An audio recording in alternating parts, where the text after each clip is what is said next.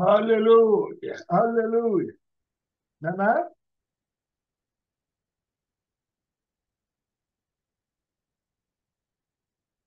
చిన్నడా,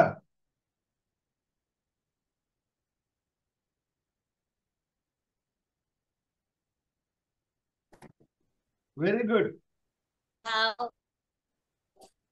very good.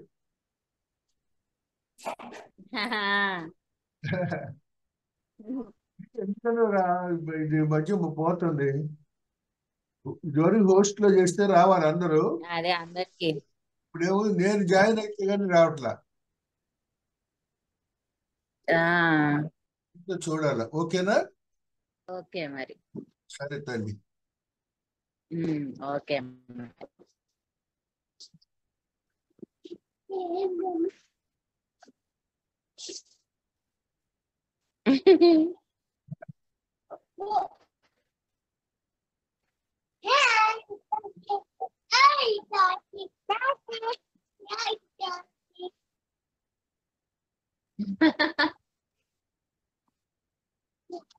Bye చెప్పండి దాది. Bye.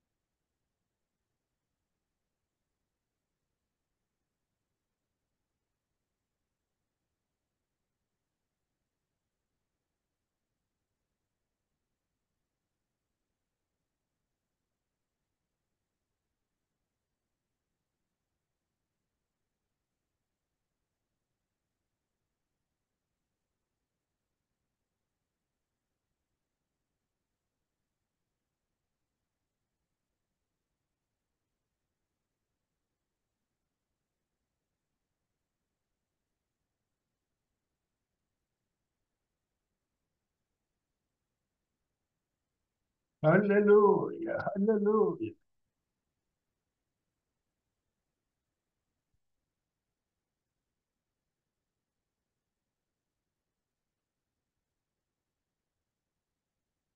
దేవుని నేటి దిన సాయంకాల ఆరాధనలో చదవబడినటువంటి అపొస్తలుల కార్యములు పౌలు భక్తుడు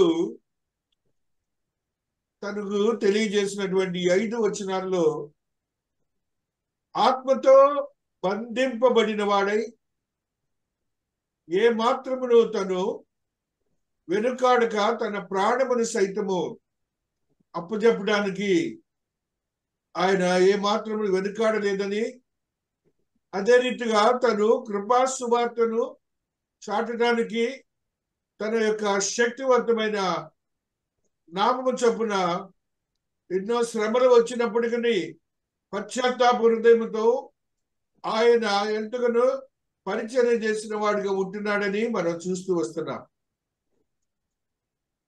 అలాగనే ఆయన ఆ వచనాలన్నింటిలో మనం చూసినప్పుడు ఏ మాత్రమును వెనుకంజ వేయక వెనుకాడక ఆయన ఏ రోజునైతే బాప్తిస్మం తీసుకున్నాడో, ఏ రోజునైతే పరిశుద్ధాత్మతో నింపబడ్డాడో, ఏ రోజునైతే గోడ దూకి ఆయన ప్రయాణం అయ్యాడో ఆ దినము నగాయితూ వెనుకాడని వాడిగా ఉంటున్నాడు.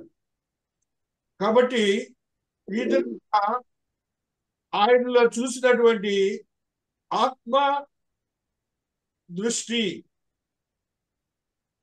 ఆత్మీయ దృష్టిని గురించి ధ్యానిద్దాం. ఇదిరాన ఆత్మీయ దృష్టిని గురించి పౌలు భక్తుడు ఏ రీతిగా ఆత్మతో నింపబడి తన పరిచర్యను చేశాడో, ఏ రీతిగా తన యొక్క భావోద్రేకాలను దేవుని కొరకు సంధించి ఆయన తద్రీతిగా వాక్యమును బోధించాడో, అవన్నీ మనం గమనించి మనమును ఆత్మ దృష్టి గలవారుగా ఉండాలి.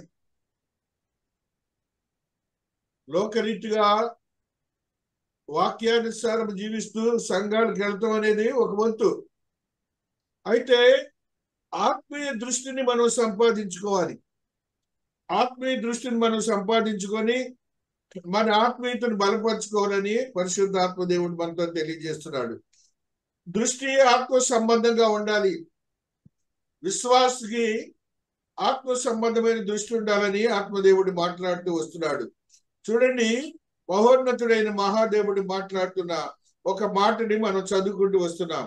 1 పేతురు 4వ అధ్యాయము 8వ వచనములో ఒక సత్యాన్ని ఆత్మదేవుడు తెలియజేస్తున్నాడు. 1 పేతురు 4వ అధ్యాయము 8వ ప్రేమ అనేక పాపములను కప్పును గనుక అన్నిటికంటే ముఖ్యముగా ఒక్కని ఎడల ఒకడు మిక్కుటమైన ప్రేమ గలవారే యుండుడి. పౌలు భక్తుడు అంతకు ముందు ఎలాంటి వాడు మనందరికి తెలుసు. మనుష్యులను మరణమును గురి చేసిన వాడు, శ్రమలకు పాలు చేసిన వాడు. అతనిలోనికి దేవుని ప్రేమ ఉద్భవించబడి ఉన్నది. ఆ ప్రేమ ద్వారా తను కృపాసువార్తను చాలడానికి వెనుకాడని వాడిగా ఉన్నాడు. ఆత్మతో నింపబడిన దృష్టి కలిగిన వాడిగా ఉంటున్నాడని కూడా మనం గ్రహించాలి. అదే రీతిగా గలతీయులకు రాసిన పత్రికలో మరి ఒక సత్యాన్ని చదువుదాం. 6వ అధ్యాయము 1వ వచనాన్ని చదువుకున్నప్పుడు ఆత్మదేవుడు ఈ సత్యాన్ని మనకి ఈ రీతిగా తెలియజేస్తున్నాడు. సహోదరులారా, ఒకడు ఏ తప్పిదములోనైనా చిక్కుకున్న ఎడల ఆత్మ సంబంధులైన మీలో ప్రతివాడు తానును శోధింపబడుదునేమో అని తన విషయమై చూచుకొనుచు సాత్వికమైన మనస్సుతో అట్టి వారిని మంచి దారికి తీసుకుని రావలెను. అర్థమవుతుంది కదా తల్లి? అర్థమవుతుంది కదా? ఎంత గొప్ప సత్యాన్ని మనకు తెలియజేస్తున్నాడు చూడండి. ఆత్మ సంబంధమైనటువంటి వారులారా, ఆత్మను అనుసరించి జీవించే వారులారా, ఆత్మను అనుసరించి క్రమంగా నడుచుకుందుము. ఆత్మ సంబంధులైన మీలో ప్రతివాడు తాను శోధింపబడినేమో. మనం కూడా ఆత్మతో నింపబడితే ఒక్కోసారి శోధనలోకి వస్తాయి.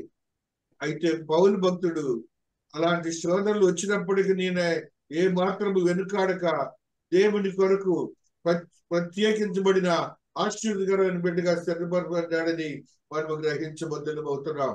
అదే రీతిగా మనము గ్రహించినప్పుడు మహాదేవుడు మనతో ఒక మాట తెలియజేస్తున్నాడు. 1 యోహాను భక్తుడు 1 యోహాను 1వ అధ్యాయము 7వ వచనాన్ని చదువుకుంటూ వస్తున్నాం. 1 యోహాను. అయితే ఆయన వెలుగులోనున్న ప్రకారము మనమును వెలుగులో నడిచిన ఎడల మనము అన్యోన్య సహవాసం గలవారమై యుందుము. అప్పుడు ఆయన కుమారుడైన యేసు రక్తము ప్రతి పాపము నుండి మనలను పవిత్రులనుగా చేయును. వెలుగు అనే మాటని మనం చూస్తున్నాం. వెలుగు అనే మాటని మనం చూస్తున్నాం. వెలుగు అంటే ఇక్కడ ఆత్మతో నింపబడిన వారిగా ఉన్నప్పుడు ఏమవుతుందని రాశాడురా చివరిగా?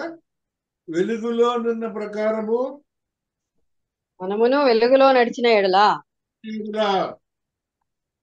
మనం కూడా ఆత్మ సంబంధంగా నడవటానికి నేర్చుకోవాలి, కానీ లోకరీతిగా మనం జీవించడానికి వీల్లేదు.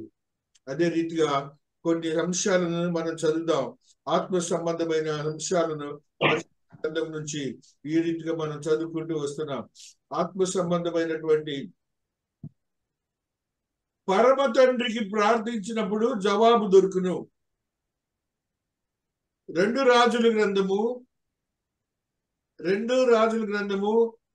6వ అధ్యాయము 17వ వచనంలో మనందరికి తెలిసిన సంఘటన ఇది. ప్రవక్త యొక్క శిష్యుడిగా యెహోవా వీడు చూచున్నట్లు దయచేసి వీడి కన్ను తెరువమని ఎలీషా ప్రార్థన చేయగా యెహోవా ఆ పనివాని కన్నులను తెరవజేసెను. కనుక వాడు ఎలీషా చుట్టూను పర్వతము, అగ్ని, గుర్రముల మీద రథముల చేతను నిండియుండుట చూచెను. అది ఆత్మతో నింపబడినప్పుడు ఎలాగుంటుందంటే, పౌలు భక్తుడు చూశాడు కదా, నాకు ఇశ్రాయేల్ దేశం వెళ్తున్నాను, వారు నన్ను చంపుతారు, అయినా నేను లెక్క చేయట్లేదు అన్నాడు. ఆత్మతో చూశాడు. ఇప్పుడు ఇక్కడ కూడా ఎలీషా భక్తుడు ఆల్రెడీ చూస్తున్నాడు. అయితే ఆయన శిష్యుడికి మాత్రం ఇంకా ఆత్మ సంబంధమైన జ్ఞానం లేదు. అందుకని దేవుడిని అడుగుతున్నాడు. మనం కూడా అడగాలి దేవుడిని. మనము కూడా ఆత్మాభిషేకము కలగాలని అడగాలి దేవుడిని. ఆత్మతో సంబంధించినటువంటి విషయాలను దేవుడు మనకు చూపిస్తాడు. 18వ వచనం కూడా చదివారా తల్లి? 17, 18. అతడు భయపడవద్దు, మన పక్షముననున్నవారు వారికంటే అధికులై ఉన్నారని చెప్పి, యెహోవా వీడు చూచినట్లు దయచేసి వీని కండ్లను తెరువమని ఎలీషా ప్రార్థన చేయగా, యెహోవా ఆ పనివాని కండ్లను తెరవజేసిన గనుక వాడు ఎలీషా చుట్టూను పర్వతము, అగ్ని, గుర్రముల చేత, రథముల చేతను నిండి ఉండుట చూచెను. కాబట్టి ఇప్పుడు మనకు అర్థమైంది ఏంటండి, విశ్వాసులైనటువంటి మనము కూడా ఆత్మ సంబంధమైనటువంటి దృష్టి కలిగి ఉండాలి. ఆ రీతిగా లోక సంబంధమైనటువంటి ఆ శరీరేచ్ఛలకు సంబంధించిన దృష్టిలో నుంచి బయటకు రావాలని ఆత్మదేవుడు తెలియజేస్తున్నాడు. యోబు భక్తుడు ఒక సలహా ఇస్తున్నాడు మనందరికీ. శ్రమలు దానికి అవసరమై ఉన్నవి. ఆత్మ సంబంధమైన దృష్టి కలవాలంటే శ్రమలు అవసరం అంట. యోబు 42వ అధ్యాయము 5వ వచనాన్ని చదివినప్పుడు ఒక అద్భుతమైన సత్యాన్ని తెలియజేస్తున్నాడు. చూడండి, యోబు గ్రంథము 42:5వ వచనం. వినికిడి చేత నిన్ను కూర్చిన వార్త నేను వింటిని, అయితే ఇప్పుడు నేను కనులారా నిన్ను చూచుచున్నాను. అయితే ఇప్పుడు నిన్ను కనులారా చూచుచున్నాను. అప్పుడు వారికి యోబు భక్తుడికి అర్థం కాల. యోబు భక్తుడికి మామూలు దృష్టితోనే దేవుడిని చూశాడు, చూస్తున్నాడు దేవుడిని. కాబట్టి శ్రమలు అనేవి అతను 42వ అధ్యాయం వచ్చేంత వరకు శ్రమలే. ఆ యొక్క శ్రమలు పడుతూనే ఉన్నాడు. యెషయా భక్తుడు కూడా ఒక మాట తెలియజేస్తున్నాడు. చూడండి, 29వ అధ్యాయము 18వ వచనమును చదువుకుంటూ వస్తున్నాం. 29, 18 ఒక అద్భుతమైన సత్యం ఇది. చూడండి, ఆ దినమున చెవిటివాడు గ్రంథవాక్యములు విందురు, అంధకారము కలిగినను గాఢాంధకారము కలిగినను గ్రుడ్డివారు కనులారా చూచెదరు. చెవులారా విందురు, కనులారా చూచెదరు. కాబట్టి ఆత్మ సంబంధమైనటువంటి జ్ఞానమును, ఆత్మ సంబంధమైన దృష్టిని మనము కలిగి ఉండాలని మహాదేవుడి దినాన్ని మనందరితో మాట్లాడుతున్నాడు. వీటికి ఈ ఆత్మ సంబంధమైన దానికి శ్రమలు అవసరం అంటున్నాడు. తండ్రిని ప్రార్థించినప్పుడు దేవుడు ఇస్తాడని అంటున్నాడు. పరిశుద్ధ హృదయం అవసరము అంటున్నాడు. మత్తయి 5వ అధ్యాయము 8వ వచనంలో పరిశుద్ధమైన హృదయం అవసరం అంటే మనకి ఆయన కొండ మీద ప్రసంగం మీద యేసయ్య శుద్ధి గలవారు ధన్యులు వారు దేవుని చూచెదరు.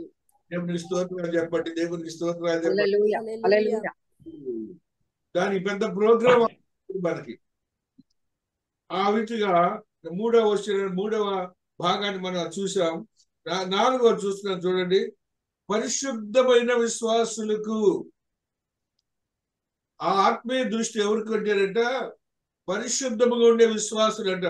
యోహాను సువార్త 14వ అధ్యాయము 19వ వచనం చదువుకున్నప్పుడు ఒక నూతనమైన అనుభవంతో కూడిన ఆశ్చర్యకరమైన స్థితిని మనకి ఇస్తున్నాడు. చూడండి, పరిశుద్ధ అయితే మీరు నన్ను చూదురు, నేను జీవించుచున్నాను కనుక మీరును జీవిద్దురు. మళ్ళీ మొట్టమొదటి మాట చదువురా, ఏంటది? అయితే మీరు నన్ను చూద్దురు, నేను జీవించుచున్నాను కనుక మీరును జీవిద్దురు. కనుక మీరును చూస్తారు. కాబట్టి ఆయన మరణించినప్పటికీ పరిశుద్ధాత్మతో నింపబడిన వాడిగా ఆయన మహిమ శరీరమును కలిగి ఉండి ఆయన మనకు దృష్టినిచ్చే దేవుడని మనం విశ్వసించాలి. పరిశుద్ధాత్మ దానికి కారణమైనటువంటి 5వది. ఆ ఆత్మీయ దృష్టి కావాలంటే పరిశుద్ధాత్మను మనం పొందాలి. యోహాను సువార్త 16వ అధ్యాయము 14 వచనాన్ని చదువుకున్నా, 14, 15 చదువుకుంటూ వస్తున్నాం. యోహాను ఆయన నా వాటిలోనివి తీసుకుని మీకు తెలియజేయను గనుక నన్ను మహిమపరచును. తండ్రికి కలిగినవన్నీ నావి. అందుచేత ఆయన నా వాటిలోనివి తీసుకొని మీకు తెలియజేయనని చెప్పి తిని, కొంచెము కాలమైన తరువాత మీరిక నన్ను చూడరు, మరికొంచెము కాలమునకు నన్ను చూచెదరని చెప్పాను. స్పష్టంగా చెబుతున్నాడు. దేవుడు స్పష్టంగా మనతో మాట్లాడుతున్నాడు. పరిశుద్ధాత్మ చూపిస్తారు. ఆ రీతిగా మనం గ్రహించాలి. విశ్వాస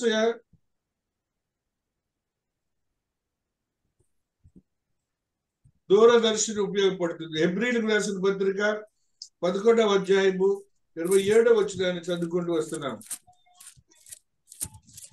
ఉపయోగకరమైనది హెబ్రీ 11:27. విశ్వాసమును బట్టి అతడు అదృశ్యుడైన దానిని చూచినట్టు స్థిరబుద్ధి గలవాడై రాజానుగ్రహమునకు భయపడక ఐగుప్తును విడిచిపోయెను. రాజాగ్రహమునకు భయపడక. ఎవరండి? మోసెస్. మోషే భక్తుడు విశ్వాసమును బట్టి ఆయన దేవుణ్ణి చూశాడంటే యేసయ్యను కూడా చూశాడు. కాబట్టి ఆత్మీయ దృష్టిని కలిగి ఉన్నప్పుడు మనకు తెలియనివన్నీ మన చుట్టూనే ఉంటాయి. వాటిని మనం పొందుకుంటామని మనం తెలుసుకోవాలి. లోక దృష్టి ఈ యొక్క జీవితమును పాలిస్తుంది. ఈ లోకం అందు చూశారు. మనం లోకం వైపు చూస్తామనుకో, ఆ లోకం వైపు చూసినప్పుడు మన యొక్క జీవితం అంతా కూడాను ఆత్మీయ దృష్టికి విరోధంగా ఉంటది. కాబట్టి దాన్ని బేరీ చేసుకొని అటు ఇటు విడదీసుకొని మన జీవితాలు గడపడాన్ని మనం ప్రాధాన్యపడాలి. కానీ లోక దృష్టి వైపు ఉండకూడదు. ఈ లోక దృష్టి వైపు కొన్ని విషయాలు చదువుకుందాం. మనందరం తెలిసినటువంటి స్త్రీ చూడండి. వెనుదిరుగుటకు ముందంజ వేయుటకు ఆటంకము లోతు భార్య. ఆదికాండము 19వ అధ్యాయము 26వ వచనంలో అక్కడ దేవదూతలు ఉన్నారు, మహాదేవుడు ఉన్నారు. అయినప్పటికీ ఆ స్త్రీ ఇంకను వెనక్కే చూస్తుంది, లోకం వైపు చూస్తుంది. 19:26. అయితే లోతు భార్య అతని వెనుక నుండి తిరిగి చూచి ఉప్పు స్తంభమాయను. ఏమైంది? ఉప్పు స్తంభమాయ. వైపు చూస్తే ఏమైందండి? చనిపోయిందా? లోకం వైపు చూడండి. పరిశుద్ధ దేవుని రక్షణకు హేతువు మహాదేవుడు చెబుతున్నాడు. పరిశుద్ధ దేవుని చూచుటకు రక్షణకు హేతు అవుతుంది. సంఖ్యాకాండము 21వ అధ్యాయము 9వ వచనములో ఈ సత్యము లిఖించబడి ఉన్నది. సంఖ్య 21:9 పాత నిబంధన. పరిశుద్ధ దేవుని చూచుటకు మోషే ఇత్తడి సర్పం ఒకటి చేయించి స్తంభం మీద దాన్ని పెట్టెను. అప్పుడు సర్పము కాటు తినిన ప్రతివాడు ఆ ఇత్తడి సర్పమును నిదానించి చూచినందున బ్రతికెను. చూసారా? మరి దేవుని వైపు చూశాడు కానీ ఆ సర్పం వైపు చూశాడండి? లేదు. మనం కూడా దేవుని వైపు చూడటానికి ప్రయత్నం చేయాలి. కానీ పేతురు భక్తుడు కూడా చూడండి. పేతురు భక్తుడు అందరికి తెలిసిందే. సమస్యలను చూచుటకు పేతురు మునిగిపోయాను. మత్తయి 14:29లో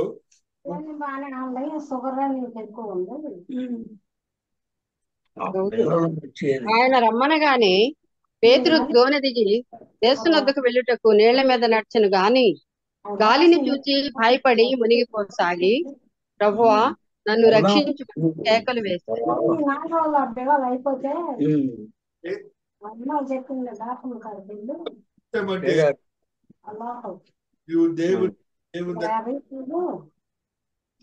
మాట్లాడుతుంటే ఈయన మాట వినలేదు.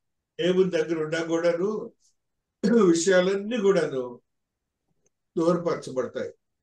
దేవుడు అక్కడే ఉన్నారు. ఈయన లోకం వైపు చూశాడు. ఏం చేశాడు? కాబట్టి నువ్వు దేవునితో ఉండటం నేర్చుకో. ఆత్మీయంగా నీ దృష్టిని మరచుకో. లోకం వైపు నువ్వు ఉండొద్దని మహాదేవుడు తెలియజేస్తూ ఉన్నాడు. కాబట్టి ఆ రీతిగా మన ఆత్మీయతను బలపరుచుకొని జీవించడానికి ప్రయత్నం చేయాలి. దీన్ని ఆత్మీయ దృష్టిని పెంపొందించుకోవడానికి, ఆత్మీయ సంబంధమైనటువంటి స్థితిని పెంచుకోవడానికి మనము వ్యక్తిగతంగా ఏం చేయాలి? ఇప్పుడు 2 చదువుకున్నాం. ఒకటి ఆప్టిమిజం, ఆత్మ సంబంధమైనది. పరమ తండ్రికి జవాబు దొరికిందని ప్రార్థన చేసినప్పుడు పరమ తండ్రి నుంచి వాళ్ళు చూస్తారు కదా ఇవన్నీ. అటువంటి విషయాలు 5 విషయాలు ధ్యానించాం, 6 విషయాలు ధ్యానించాం. లోక దృష్టిలో ఉన్నటువంటి ఆ లోతు భార్యని చూసాము, పేతురు భక్తుడిని చూసాము, అదే రీతిగా రక్షణ హేతువైనటువంటి స్థితిగతులను చూసాము. మరి ఒక మాట చూడండి, పరలోకమును చూచుటకు మహిమకరం. లోకరీతిగా ఉన్నటువంటి స్టెఫెను పరలోకాన్ని చూస్తాడండి. ఇక్కడుండి ఆత్మీయ దృష్టి అంటారు దాన్ని. అపొస్తలుల కార్యములు 7వ అధ్యాయము 55వ వచనం మనం చదువుకున్నప్పుడు మహాదేవుడు అయితే అతడు పరిశుద్ధాత్మతో నిండుకున్న వాడై ఆకాశము వైపు తేరి చూచి దేవుని మహిమను, యేసు దేవుని కుడిపార్శ్వమందు నిలిచి ఉండుటను చూచి, ఆకాశము తెరవబడటయు మనుష్య కుమారుడు దేవుని కుడిపార్శ్వమందు నిలిచి ఉండుటయు చూచుచున్నానని చెప్పాను. ఈ భక్తుడు ఏం చేశాడండి? ఇలాంటి నాలాంటి భక్తుడే కదా. ఇక్కడ నుంచి యేసయ్య అక్కడ నిలబడటం చూస్తున్నాడంట, ఆకాశం తెరవబడటం చూస్తున్నాడంట. ఆత్మీయంగా దృష్టిని మనం సంపాదించుకున్నప్పుడు ఏ రీతిగా ఉంటుందో మహాదేవుడు తెలియజేస్తూ ఉన్నాడు. కాబట్టి మనం ఆత్మీయ దృష్టిని పెంపొందించుకోవడానికి ప్రయత్నం చేయాలని దేవాదేవుడు తెలియజేస్తున్న మాటలను మనం చూస్తూ వస్తున్నాం. యాకోబు భక్తుడు 3వ అధ్యాయము 5వ వచనంలో ఒక ఆత్మీయ సత్యాన్ని తెలియజేస్తున్నాడు.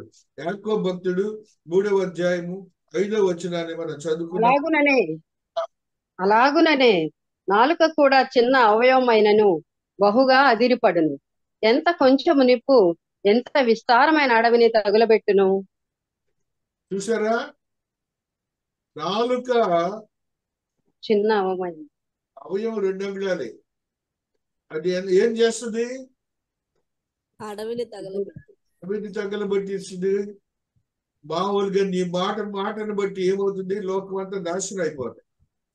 అదే నాలుక నీ పరిశుద్ధమైనటువంటి దేవుని మాటలను నువ్వు తెలియజేసి ఎలాగుంటది? పరిశుద్ధాత్మ దేవుడే అక్కడ. ఇప్పుడు మనం ధ్యానిస్తున్నది ఈ నాలుగుతోనే. ఈ నాలుగు ఏం చేస్తుంది? మనల్ని దేవుని యొక్క వాక్యాన్ని బోధిస్తుంది, పరిశుద్ధాత్మ తాకుడిని బోధిస్తుంది. జూడ్ 19 చదవండి. జూడ్ యూదా 19వ వచనాన్ని చదువుకుందాం. యూదా 19వ వచనం. అట్టివారు ప్రకృతి సంబంధులను ఆత్మ లేని వారునై ఉండి భేదములు కలుగజేయుచున్నారు. సంబంధులు ఆత్మ లేని వారు ఇద్దరిని గురించి చెబుతున్నాడండి. ఆత్మ సంబంధులు వేరు, ఆత్మ లేని వారు ఏంటంట? భేదములు కలుగు చేస్తారు. ఆత్మ లేని వారు ఏం చేస్తారు? భేదములు కలుగు చేస్తారు. ఎలాంటి భేదాలు కలుగు చేస్తారు? సంఘాల్లో మనందరం ఇప్పుడు చూస్తూ ఉంటాం. భేదాలు ఎలా కలుగు చేస్తారు? ఫస్ట్ భేదాలు ఏంటి చెప్పనా? స్త్రీ పురుషుడు అనేది. స్త్రీకి పురుషుడికి భేదాన్ని కలుగజేసి ఒక సంఘంలో అయితే ఆ స్త్రీలను సంఘ పరిచయం, బైబిల్ కూడా చదవనివ్వరు. ఆ సంఘాన్ని పరిశుద్ధాత్మతో కూడిన సంఘం అని ఎలాగంటామండి? అలాగనే ధనవంతులు పేదవారు వారిని కూడా విభేదించి అటు ఇటు చూస్తూ ఉంటారు. వారిని కూడా ఏ రీతిగాను దేవాది దేవుని సన్నిధిలో రానివ్వరు, భేదాలు కలుగజేస్తారు. ఆత్మ లేని వారైతే అదే రీతిగా యవనస్తులు బాగా సేవ చేస్తున్నారు అనుకోండి, వృద్ధులుగా ఉన్నటువంటి వారు లేరు, వారిని కిందకు తోసేయడానికి ప్రయత్నం చేస్తుంటారు. అదే ఆత్మతో నింపబడిన ఆత్మ దృష్టి కలిగినటువంటి విశ్వాసులుగా ఉన్న సంఘం అనుకోండి, అక్కడ అగ్నితో కాల్చబడిన స్థితిని మనం చూస్తాం. కాబట్టి మళ్ళా ఆ 19వ వచనం ఒకసారి చదువురా, మంచి సత్యం అది. అట్టివారు ప్రకృతి సంబంధులను ఆత్మ లేని వారునై ఉండి భేదములు కలుగజేయుచున్నారు. అట్టివారు అనే దానికి ముందు వచ్చిన చదువున్నాను ఇప్పుడు 18వ వచనం. అయితే ప్రియులారా, అంతకాలం నందు తమ భక్తిహీనమైన దురాశల చొప్పున నడుచు పరిహాసకులుందురని మన ప్రభు అయిన యేసుక్రీస్తు అపోస్తలులు పూర్వమందు మీతో చెప్పిన మాటలను జ్ఞాపకం చేసుకొనుడి. అట్టివారు ప్రకృతి సంబంధులను ఆత్మలేని వారునై ఉండి భేదములు కలుగజేయుచున్నారు. ప్రకృతి సంబంధులు, ప్రకృతి సంబంధులు, భక్తిహీనమైన దురాశల చొప్పున నడిచి పరిహాసకులు. హీనమైన దురాశలు. భక్తి బాగానే ఉంటారు, అదేమైంది హీనపరచబడుతుంది. ఎప్పుడు ఏమపరచబడుతుంది? దురాశల వలన. సంఘంలో నేను పెద్ద నాయకుడిని అవ్వాలి, సంఘంలో నేను ప్రత్యేకించబడిన స్త్రీగా ఉండాలి, నేను ఒక పాఠకురాలుగా ఉండాలి, నేను సంఘంలో ఒక ప్రత్యేకించబడిన వ్యక్తిగా ఉండాలి అనే మాటలన్నీ కూడా నువ్వు భక్తిహీనలో వచ్చేస్తాయండి. భక్తిహీనం ఉండకూడదు, భక్తే ఉండాలి. ఆ రీతిగా అట్టివారు అని ఇప్పుడు చెబుతున్నాడు. అట్టివారు ఇప్పుడు ఏంటంటే, ఇప్పుడు చదువురా తల్లి, అట్టివారు ప్రకృతి సంబంధులను ఆత్మ లేని వారునై ఉండి భేదములు కలుగజేయుచున్నారు. ఆత్మ లేని వారు, ప్రత్యేకించబడిన మాటను రాస్తున్నాడు. ఆత్మ లేని వారిని ఉండి ఏమంటున్నారు? భేదములు కలుగజేయుచున్నారు. అన్నీ నాశనం అయిపోతున్నాయండి. ఇది వరకు ఇలా ఉండేది కాదు. సంఘాల్లో విశ్వాసమే ఆ ఆత్మీయ దృష్టే ఉండేది. ఆ రీతిగానే సంఘాలు నడపబడేవి. ఇప్పుడున్నటువంటి మాటలన్నీ యోధా భక్తుడు తెలియజేస్తూ వస్తున్నాడు. కాబట్టి మనము ఈ యొక్క ఆత్మీయ దృష్టిని సంపాదించుకోవడానికి వ్యక్తిగతముగా నీవు కూడా ఒక సేవకురాలుగా, సేవకుడిగా అవ్వాలి.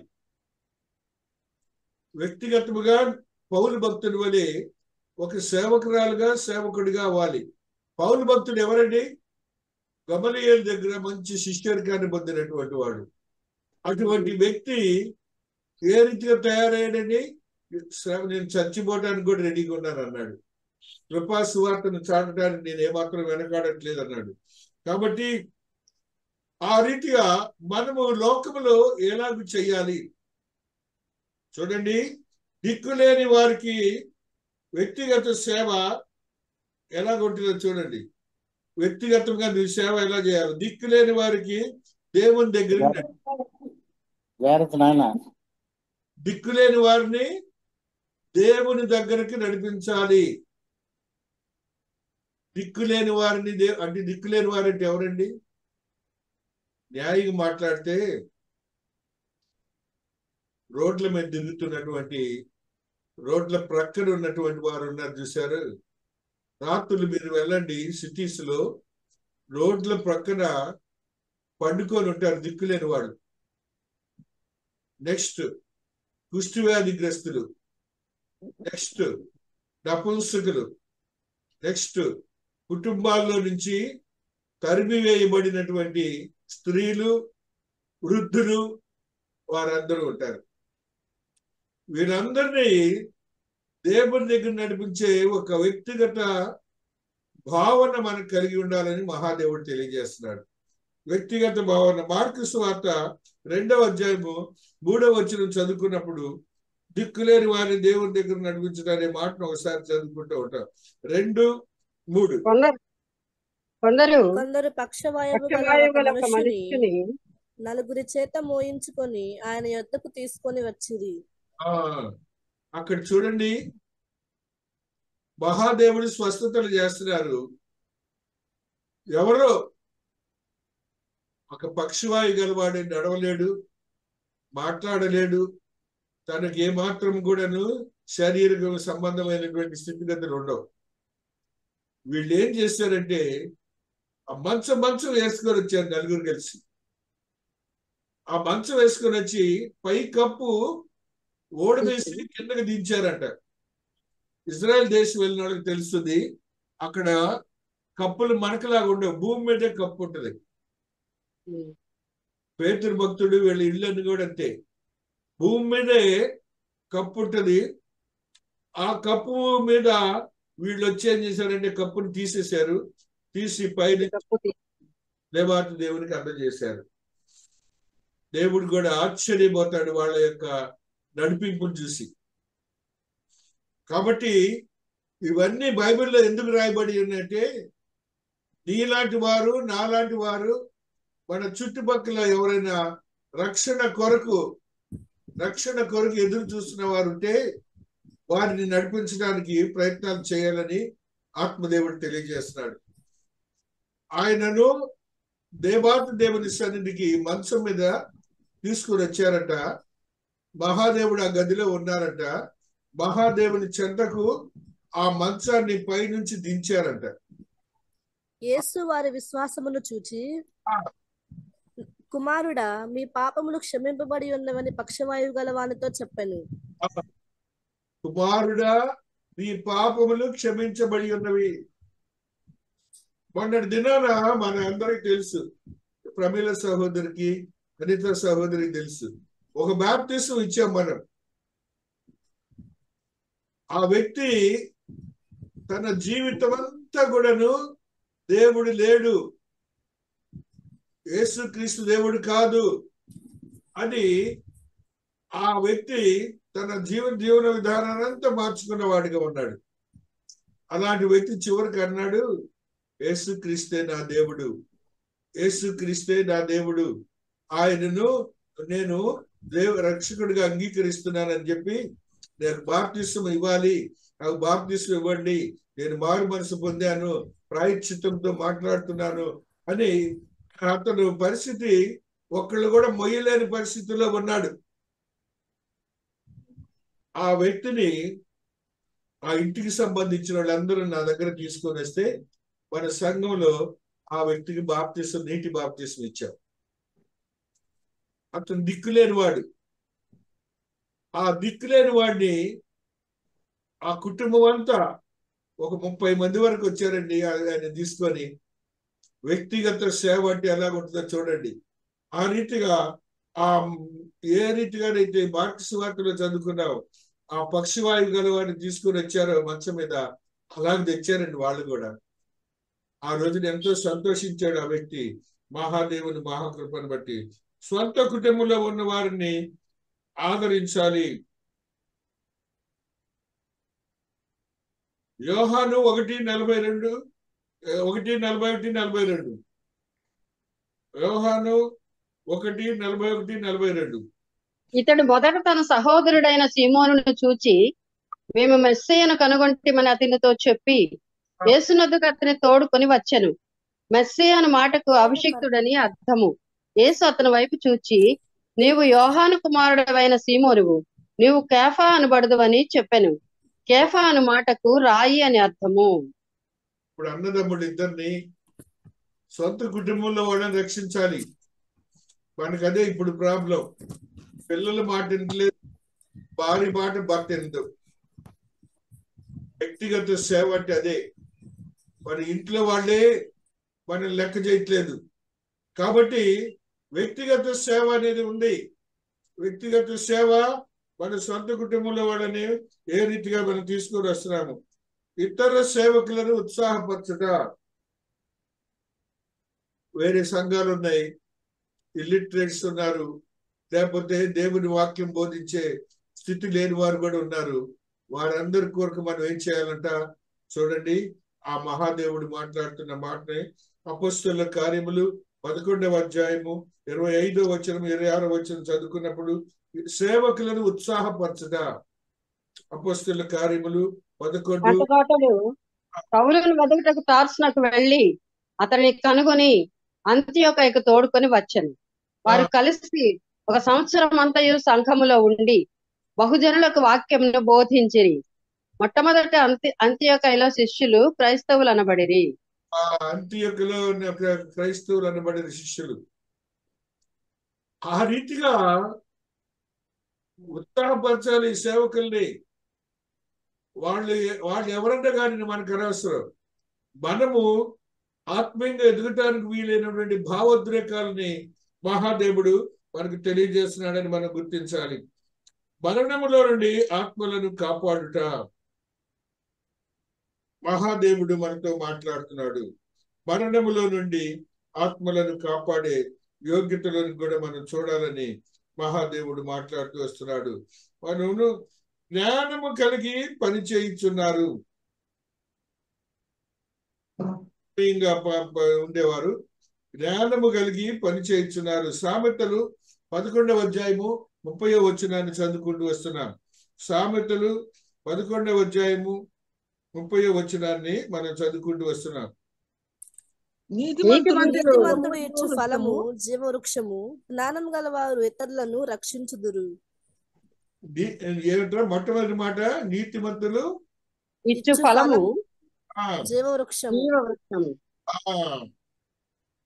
వీళ్ళందరూ నీతిమంతులుగా తీర్చబడతారు. నెక్స్ట్ మాట ఏమన్నాడు?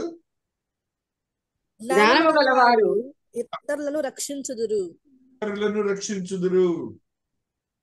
మనమే కాదు రక్షణ పొందటం, మనం చూడాలి. వీళ్ళందరూ ఎలాగుంటారంటే చూడండి, దానియేలు భక్తుడు ఒక మాట తెలియజేస్తున్నాడు. 12వ అధ్యాయము 3వ వచనంలో ఒక అద్భుతమైన మాటను తెలియజేస్తున్నాడు. దానియేలు భక్తుడు 12:3లో ఒక మాటను తెలియజేస్తూ వస్తున్నాడు.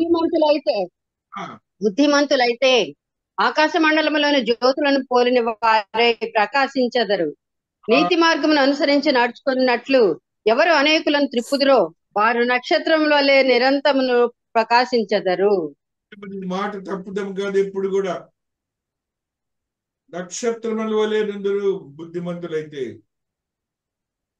ఎవరినైతే నడిపిస్తారో. కాబట్టి మనం గమనించుకొని దేవాతి దేవుని యొక్క ఆత్మీయతలో బలపరచబడాలని మహాదేవుడు తెలియజేస్తున్నాడు.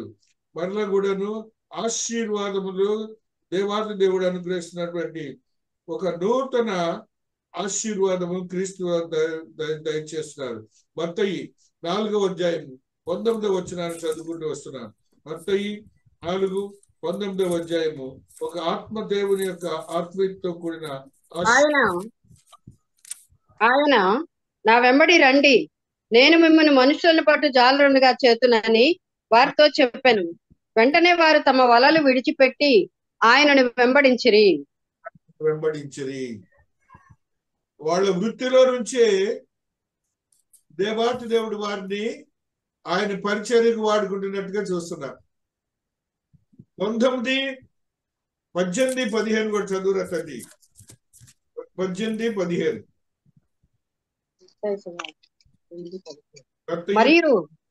మరియు నీ సోదరుని ఎడల తప్పిదమ్మ చేసిన ఎడల నీవు పోయి నీవును అతడును ఒంటరిగా నున్నప్పుడు అతడిని గద్దించుము. అతడు నీ మాట వినిన ఎడల నీ సహోదరుని సంపాదించుకుంటివి. మహాదేవుని మహాకృపను ఏ రీతిగా సంపాదించుకోవాలో ఆత్మదేవుడు తెలియజేస్తూ ఉన్నాడు. లూకా సువార్త 5వ అధ్యాయము 10వ వచనాన్ని కూడా చదువుకుంటూ వస్తున్నాను.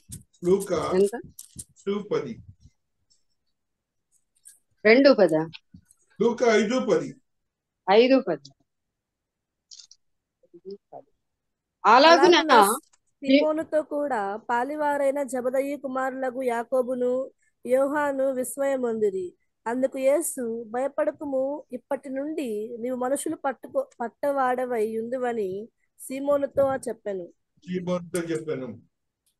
కాబట్టి మనుష్యులను వ్యక్తిగత సేవలో ఇదొక భాగం. ఎవరికైనా యేసుక్రీస్తు లోకరక్షణని ఒక మాట చెప్పండి మీ జీవితంలో. సంఘానికి ఎవరినైనా నడిపించండి. తర్వాత వాళ్ళు వచ్చారు లేనిది, విన్నారు లేనిది, అది దేవునికి తెలుసు. నీవు చేసే పని ఏంటో నీవుగా సేవకు సంఘానికి రావటం కాదు. ఆ రీతిగా నువ్వు ఉండాలని ఆత్మదేవుడితే 1 కొరింథీ 9:19 కూడా ఒక సత్యాన్ని తెలియజేయదు.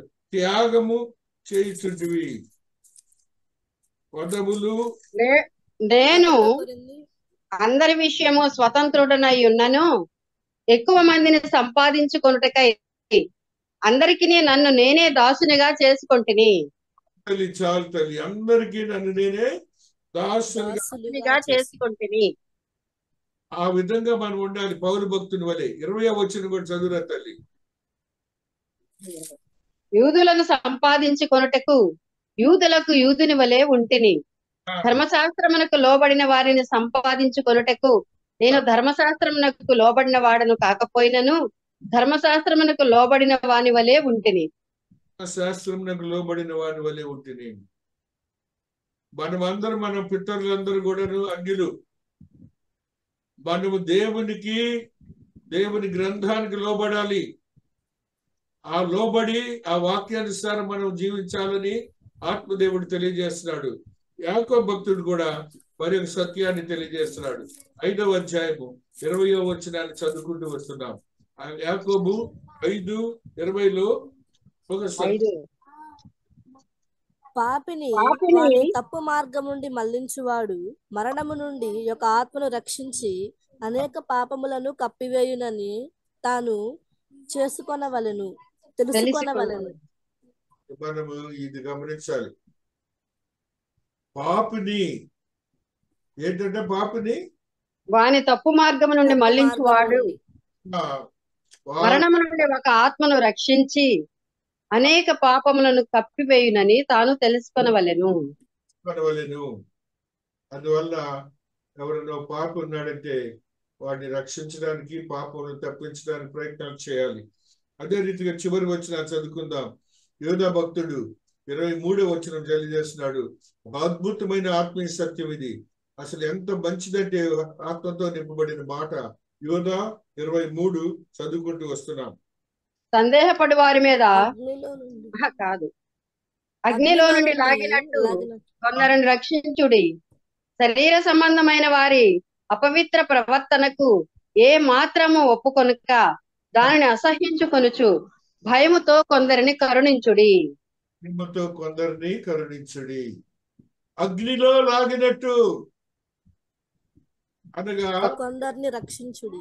అగ్నిలో లాగినట్టు. ఎవరన్నా అగ్నిలో పడ్డప్పుడు ఎలా లాగుతారంటే వీళ్ళు కాలేమోనని వాళ్ళని కాలేవాళ్ళని ఫాస్ట్ గా లాగేస్తారు. కాబట్టి రక్షణలోనికి నడిపించడానికి మనకి తపన ఉండాలి.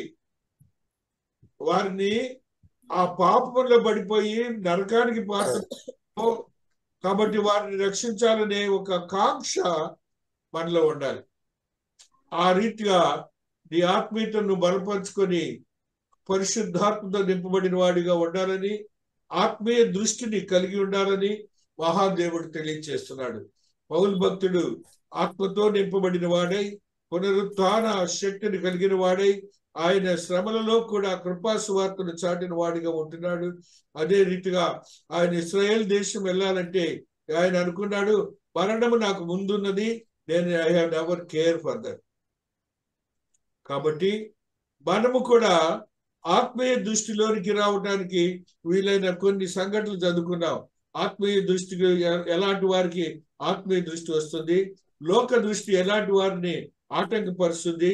అదే రీతిగా నువ్వు వ్యక్తిగతంగా సేవ చేసి ఏ రీతిగా జనాల్ని ఆ దేవాతి దేవుని సన్నిధిలోని నడిపిస్తున్నావు. అయితే ఇవన్నీ నువ్వు కలిగి ఉన్నప్పుడు నీవు దేవుని స్వారూప్యమును చూపిస్తావు. దేవాతి దేవుని యొక్క మహిమాన్వితమైన క్రియను చాటి దేవునికి మహిమ కర్మగా ఉంటావు. ఆ రీతిగా పౌలు భక్తుని వలె ఉండటానికి ప్రయత్నం చేద్దాం. 20వ అధ్యాయంలో అనేక సత్యాలు ఉన్నాయి. ఆ రీతిగా 26 వరకు 24 వరకు చదువుకున్నాం ఈ దినాన. తర్వాత వచనాల్లో ఆత్మీయ సత్యాలు ఉంటే మళ్ళీ ధ్యానిద్దాం. దేవుడు ఈ పరిశుద్ధ వాక్యమును దీవించి ఆశీర్వదించునుగాక. ఆమేన్.